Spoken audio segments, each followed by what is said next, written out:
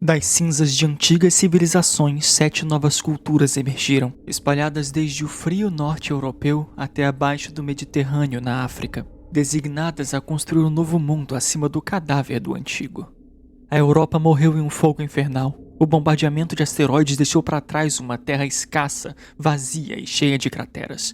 Seu povo foi forçado a se esconder até que o pior tivesse passado, se aventurando em um frio congelante de uma nova era do gelo só para procurar por comida abaixo dos mantos de cinza e destroços. Logo, começaram a ser conhecidos como os corvos, circulando acima da carcaça do que uma vez foi, pegando os seus ossos. O povo de Borca, dilacerados pelo golpe do ceifador, se agarrava às relíquias de eras passadas enquanto escavavam através da poeira da história, em uma tentativa desesperada de reconstruir o seu futuro. Os francos estão aprisionados em uma teia de feromônios em constante expansão, cuidadosamente tecida pelos aberrantes que reivindicaram suas terras. Os nômades de Polém percorrem sua vasta extensão, do oásis até a floresta fractal, em busca das últimas pastagens verdes antes de serem devorados pela sepse e sua praga biocinética. Enquanto isso, os Balcãs tremem, sua paisagem e pessoas são uma mistura de extremos avassaladores, oscilando entre a loucura e a clareza à medida que as canções do Shani descem das montanhas para envolvê-los. A Ibra-Espanha está dilacerada, afogando-se em sangue de uma luta de séculos pela reconquista, enquanto uma anomalia temporal se expande bem no centro da península. Ao sul, Bulgária é uma terra dividida entre um deserto queimado coberto de erupções vulcânicas e terremotos. A oeste é uma planície fértil e exuberante com colheitas abundantes, assolada pela guerra religiosa a leste. Mas ambos os lados estão igualmente sob ataque dos psicocinéticos e suas pragas parasíticas. Dia após dia, os corvos perdem mais penas e território, seu habitat se tornando cada vez menor.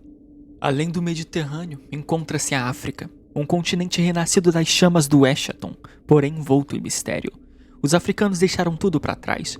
Eles se recuperaram rapidamente da devastação, beneficiados pela passagem próxima de um asteroide que deixou o desfiladeiro de Doruba esculpido na terra ao devastar o centro da África. O evento foi arrasador, mas em última análise, concedeu-lhes esta liberdade. Hoje, seu passado vive em seus ancestrais e em seus corações, não nas ruínas, leis ou dilemas morais irrelevantes de outrora. Eles escolheram o leão como personificação de seu povo. Nobre e forte, ele percorre a savana, lutando com unhas e dentes para se manter no topo da cadeia alimentar. O que lhe falta em agilidade ele compensa em sua ferocidade selvagem. Seu rugido faz o mundo tremer, mesmo enquanto a tranquila e venenosa disseminação dos psicóvoros do sul lentamente empurra o povo africano em direção às suas costas. E agora, o leão está pronto para atravessar o Mediterrâneo. E ele tem levantado muita poeira no domínio do corvo. É uma batalha inevitável. Com demasia frequência, o leão sentiu o ferroar do bico do corvo. Ele está pronto para dar o salto e expandir seus territórios de caça. Falamos sobre as culturas que habitam esse novo mundo, mas algo alheio a elas, independente a elas, são os cultos. Os 13 cultos. 13 é um número mágico. Nos dias de hoje é o número comumente aceito para governar, pois são 13 cultos que deixaram sua ideologia impressa nas sociedades sobreviventes da Europa e da África, continuando a moldar a vida de todos os seres humanos. Os cultos surgiram das cinzas como faróis de esperança. Alguns estavam lá antes do Eschaton e se fortaleceram à medida que a Terra afogava em tristeza. Alguns surgiram mais tarde, o início de uma nova era, definida pelas ameaças de seu tempo. Enquanto a humanidade se espalhava nas nuvens de poeira sufocante e estava à beira da extinção, a única maneira de sobreviver era se unir. As pessoas se juntaram, alinhando-se com seus semelhantes com base em ideais compartilhados, metas comuns ou habilidades mútuas. Essa foi a hora do nascimento dos cultos, grupos de indivíduos trabalhando para se tornarem mais poderosos e influentes do que um único homem jamais poderia ser sozinho. Esses cultos passaram a dominar os mecanismos internos da população do mundo pós-Eschaton. Cada um deles exerce um controle firme sobre uma parte específica da civilização, seja por meio do fervor religioso, habilidades econômicas ou poder militar. Nós temos, por exemplo, os Spitalianos, que, amparados por sua fortaleza do passado, controlam um fluxo de suprimentos médicos e cura em toda a Europa, travando uma batalha terrível contra as forças do Primer. A poucos passos dali, os Crônicos se reúnem no aglomerado central, trabalhando febrilmente para reiniciar o fluxo, enquanto atuam como árbitros no comércio de artefatos.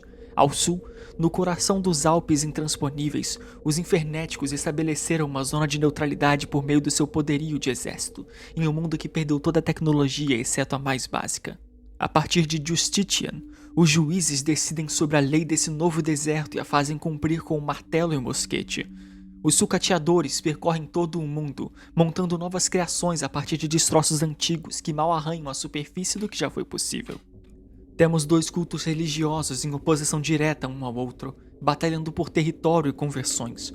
Os geomedanos carregam o legado do último profeta em seus corações. Seus anfitriões espalham sua palavra por todos os cantos, enquanto os anabatistas procuram pelos rios do Éden, pregando a verdade na neognose em uma terra destruída pelo demiurgo. Os apocalípticos aninham-se nas sombras entre outros cultos, deleitando-se com vícios e transformando todo o pecado imaginável em lucro.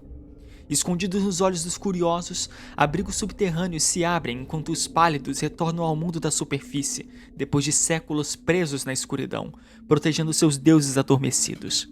E além do Mediterrâneo, a África desenvolveu seus próprios cultos, alinhados com sua nova cultura como o leão renascido. No auge dessa trindade estão os neolibianos, um culto mercantil estabelecendo seu monopólio em todos os campos do comércio moderno. À direita dele estão os escoriadores, guerreiros imbuídos por seus espíritos ancestrais, que destroem toda oposição com força ancestral e tiros automáticos. E à esquerda deles, os anubianos, distantes e de outro mundo, sacerdotes de uma nova era que cumprem a vontade de Anubis e seguem um plano secreto que nasceu há milênios.